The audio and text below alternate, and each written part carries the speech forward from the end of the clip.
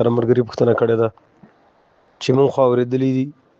په تشهد کې یعنی قاعده کې چې کله تشهد لوستل کېږي او دا ګوته چې پورته کېږي دا اشهد الله اله کې پورته کېږي او په الا الله کې ښکته کېږي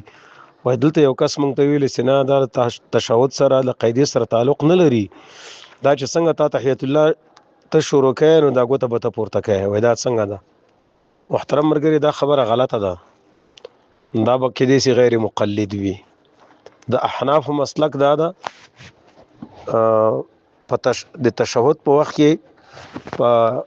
لا اله باندې به ته ګوته جګوې او په الا الله باندې به ته ګوته ښکته کوې دا د احناف مفتابهي قول ده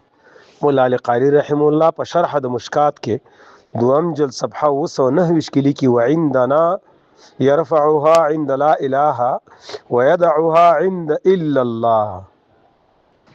او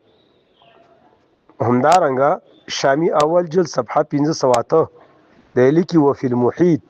انها سنه يرفع عند النفي ويدع عند الاثبات وهو قول ابي حنيفه ومحمد وكثرت به الاثار والاخبار فالعمل به اولى فهو صريح في ان المفتى به هو الاشاره بالمسبحه مع عقد الاصابع على كيفيه المذكوره وګد عبارت ده نو سنت طریقه په دغه طریقه باندې نه نو چې کله تشهد دی ویلې او نه پته ورسېدې ګوته پورته کوي او د اثبات په وخت کې به ته ګوته ښکته کوي